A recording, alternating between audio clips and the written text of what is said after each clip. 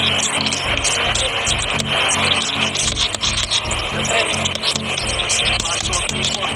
gusto ko Brusko bros eh.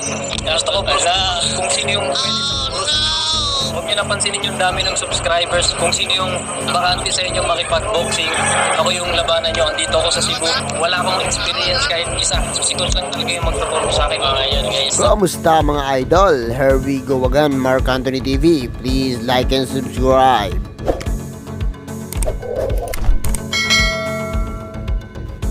Sinimulan na nga ni Kingluckss na maghanda mga idol na mag-training at mabusising pag-aralan ang mundo ng boxing. Isang karangalan kay Kingluckss na makasali sa event na ito dahil isang malaking tulong ito kung mapapansin siya ni Makagago. Kung mapapansin natin mga idol, ang mga nakaraang laban dito sa Battle of YouTuber ay ang mga Brusko bros ang naghahamon. Samantala ngayon mga idol ay babalik ka rin naman natin dahil ang bisayas naman ang kusang maghahamon sa mga Tagaluson. At ito ay walang iba kundi si Kingluckss, ang public prankster ng Cebu na ngayon ay magiging boksingero na at makikiisa sa Team Boy Tapang, isang mga solidong kabisayaan na ipaglalaban ng buong kabisayaan laban sa mga Tagaluzon. Well, bago tayo magsimula ay shoutout muna tayo sa mga walang sawang manonood ng Mark Anthony TV. Shoutout kay Lynn Bastian, Mong John TV, Anginit Mabini, Turban TV, Joel Labrage at OFW Biyahero. Maraming salamat mga idol sa mga walang sawang suporta.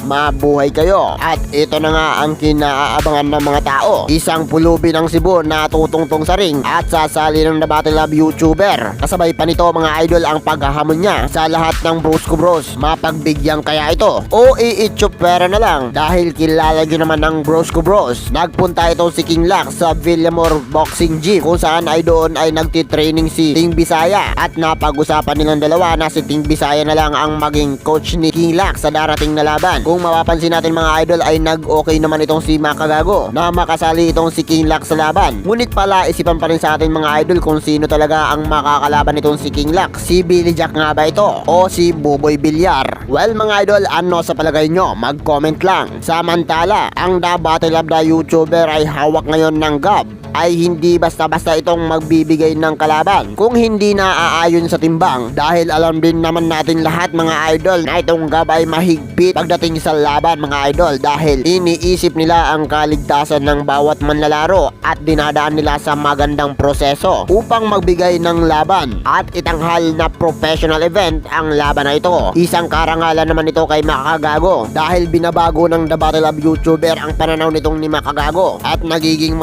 professional na lang ang inaasta ng ating idol na si Makagago. Samantala mga idol ay puspusa naman ang pag-iinsayo nitong ni Kingluckss dahil nga mga idol ay wala itong experience sa boxing. Although fans sa boxing itong si Kingluckss ay hindi niya pa rin nasusubukang sumuot ng gloves at makipagsuntukan sa kalaban. Sa puntong ito mga idol ay nakikitaan ko siya ng husay. Sa unang pagtitraining niya ay nakitaan ko siya ng isang alas na tutulong sa kanya papunta sa taas. Ang ibig sabihin ko mga idol ay may future itong si Kingluckss dahil sakto ang katawan at ang tangkad upang maging isang boxer. Samantala mga idol ay nakitaan ko din siya ng lakas ng suntok ayon sa ipinakita niya sa vlog niya na nagtitraining siya. Isang kaabang-abang talaga itong gagawing laban. Ang laban ng The Battle of YouTuber ay sinulong na ng mga YouTuber na may pangarap na maging isang boxer kahit sa baba na mula silang magsimula. At alam naman natin mga idol na walang boxer na nagsimula sa taas dahil lahat ng boxer mga idol ay nagsimula sa baba. Well mga idol ay may tsansa pa rin maging isang pro boxer ang mga sasali ng The Battle of YouTuber sapagkat hawak na ngayon ang The Battle of YouTuber ng GAB. Ang Games and Amusement Board ay hahanap ng isang manlalaro upang mailaban sa international boxing at baka sumunod sa yapak ng ating mga idolo dahil baka nila makitaan ng kakayahan at husay. Sino kaya ang mga YouTuber na ito na mapapansin ng GAB na isang future boxer na ipaglalaban naman ng Pilipinas sa buong mundo? Well mga idol, abangan natin yan dahil solidong laban ito at solidong event ito dahil mas safety at professional ang magaganap dito lang sa The Battle of YouTuber Boxing Edition. Samantala mga idol ay lumipat muna tayo dito kay Billy Jack Sanchez. Patuloy pa rin siyang nagtitraining sa ngayon kahit palaging kansilado daw ang laban. Ang sabi niya ano na daw Makagago. Mga idol medyo naiinip ng ating Billy Jack Sanchez dahil kung mapapansin natin mga idol ay dalawang laban na ito na sila at hindi natuloy. Ano nga daw ba ang plano nitong si Makagago? Pinaglalaroan nga lang daw ba siya o sadyang nakakasar lang itong si Makagago dahil si Billy Jack ang lalaban sa event niya? Sa sobrang inip ni Billy Jack mga idol ay hindi na niya maitago sa kanyang mga mata na sobrang naiinis na ito kay Makagago. Pero hindi naman daw siya nawawalan ng pag-asa na mabigyan siya ng laro ni Makagago dahil patuloy pa rin ang pag-iinsayo niya upang paghandaan ng darating na laban kung sino man ang mga kalaban niya. At sure ako doon na kansilado na ang laban nila ni Boboy Villar dahil unang-una hindi sila pantay at hindi sila magkamatch dahil mas lamang ng timbang ito si Billy Jack kumpara kay Boboy Villar. Sino kaya ang makakalaban nitong si Billy Jack? Ito na kaya si Kingluckss? Pansinin natin ang bawat isa. Ano sa palagay nyo? Kung si Kingluckss man ang sinasabi ko ay isang mas kabang-abang ito dahil sigurado akong mas magiging doble ang pag-iinsayo ni Kingluckss dahil may kaalaman na sa pagboboxing itong si Billy Jack Sanchez. Samantala mga idol ay puspusan pa rin ang pag-iinsayo nila Teng Bisaya at Coach JC dahil tuloy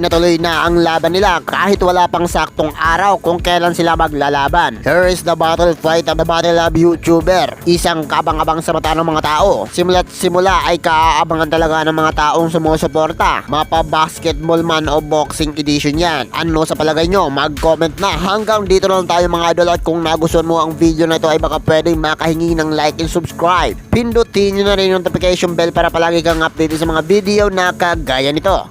Maraming salamat!